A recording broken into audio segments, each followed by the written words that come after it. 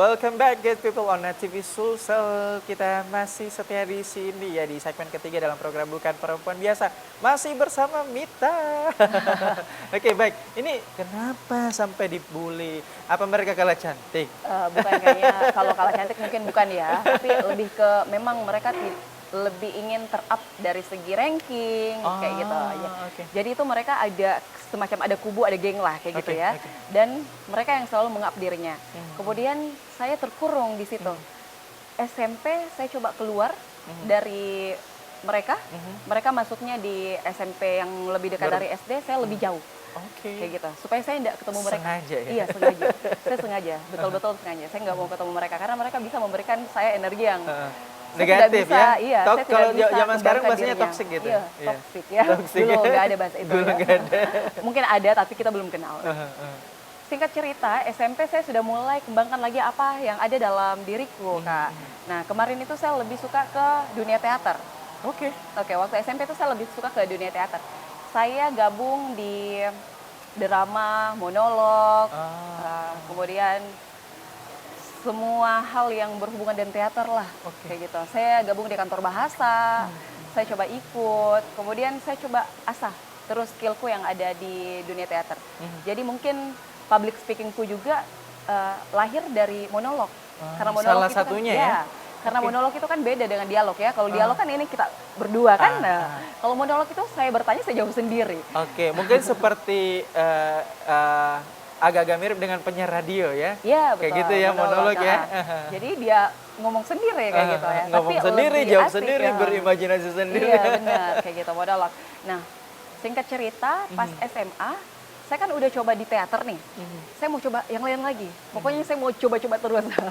Nah, saya cobanya sekarang di dunia model, kayak gitu. Nah, di dunia model itu saya seperti yang saya sampaikan tadi, saya masuknya di Indonesian Top Model. Sebenarnya juga itu lahir gara-gara saya nggak lulus Paskibra.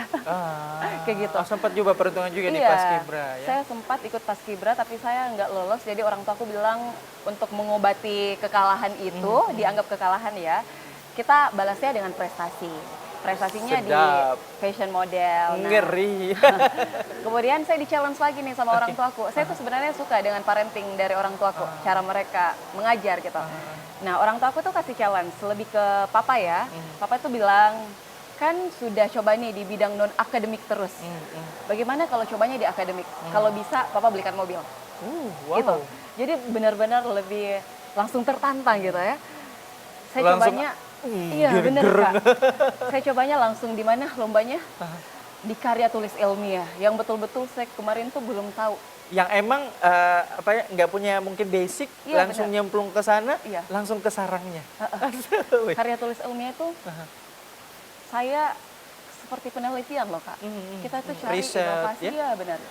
Pertama kali karya tulis ilmiah aku itu tentang tumbuhan, saya angkat satu tumbuhan, kemudian saya teliti, ternyata itu dia punya kandungan yang bisa mengobati, bahkan meminimalisir penyebab kanker serviks. Jadi bisa dikatakan seperti antiinflamasi, seperti itu ya? Kayak gitu. Jadi saya ambilnya itu di bidang sains, semuanya di bidang sains. Nah, sebenarnya bekal menulis saya itu juga sudah hadir dari SD. Orang tua aku tuh selalu ajak saya, Kak Dias tahu nggak? Saya tuh bisa ngetik di umur berapa? Umur 4 tahun. Gila ya? 4 tahun. Jadi orang tua aku tuh sudah kasihkan media komputer untuk coba ngetik-ngetik. Sampai saya bisa ngetik. Jadi saya tuh dari kecil tuh sudah bikin puisi. Saya tuh suka diajarin kayak Tina Tun. Coba deh seperti Tina Tun. Oke, boleh. Iya, coba deh kayak Tina Tun. Nah, dari situ saya belajar soal nulis-nulis. Orang tua aku tuh biasanya kan kalau di koran itu ada satu apa sih tajuk kayak gitu. Tajuk nah gitu. Mamaku tuh yang lebih excited gitu loh Kak. Jadi itu biasa kan ada binder, kalau anak-anak kecil tuh bindernya ditukar-tukar binder ya. ditukar-tukar tuh bindernya. Kalau saya tidak Kak, bindernya itu saya tulis. Saya tulis lirik lagu, saya tulis puisi, kemudian mamaku baca, kayaknya ini coba kita masukkan di ini koran. Ternyata ada yang mereka ada suka kayak itu dari umur masih kecil itu ya? Kecil. Wow. Dari umur pokoknya masih kecil deh. Dan mamaku tuh bawa kayak 14 lembar, yang masuk tuh cuma 2 lembar, kadang cuma 1 lembar, tapi nggak apa-apa. Jadi kayak ada tuh namaku, Sakinah Paramita Aulia, karya Sakinah Paramita Aulia, nah kayak gitu. Nah singkat cerita SMA saya mulai tulis karya tulis ilmiah, saya pernah juara di Universitas Muhammadiyah Makassar, pernah juga di Universitas Presiden University di Cikarang, Bogor. Cikarang di mana ya? Saya lupa. Bukan di Bogor deh kayaknya. Jawa Barat ya pokoknya Cikarang. Cikarang. Saya lupa Pokoknya deh guys. Cikarang itu Jawa Barat deh Iya. pemirsa. Kemudian saya juga pernah karya tulis ilmiah di Universitas Gadjah Mada. Oke, UGM di Jogja. Aha. Di Unismo pernah itu juara 1, Universitas Presiden Cikarang itu juara 2. Saya dikalahkan sama Malang. Kemudian di UGM itu saya juara 3. Kayak gitu. Kemudian masih banyak lagi sih kampus-kampus lain, tapi yang lebih saya highlight itu yang 3 ini. Oke, saya boleh minta tepuk tangan? Tepuk tangan dong. Keren ya, dari kecil udah bisa jadi penulis cilik Iya, ya. benar. Berangkat dari cilik ini, kemudian memang bakatnya dipertahankan dan alhasil kemudian dapat pencapaian-pencapaian di tingkat nasional ya. Wih, luar biasa. Nah, selain itu, selain di karya tulis ilmiah di bidang sains, di bidang akademik, kalau di pageant sendiri nih, apa aja nih prestasinya? Oke, kalau di pageant mungkin kemarin saya sempat ikut Indonesian Top Model ya waktu 2016. Umur saya itu masih 16 tahun 16 saat tahun. itu. Oke. Kemudian Setelah itu? saya fokus kuliah, jadi saya nggak ikut lagi. Tapi saya banyak ditawarin. Oke. Tapi saya belum mau karena saya masih mau fokus kuliah. Singkat cerita, saya coba keberuntungan di Putri Indonesia Sulsel 2024 kemarin. Tapi mungkin belum rezeki, masih tertahan di juara 2. Runner up 1, Runner gak up gampang 1. loh. Kemudian sekarang ditawarin lagi nih Kak, di Miss Indonesia. Oh wow. Sikat gak tuh? Sikat.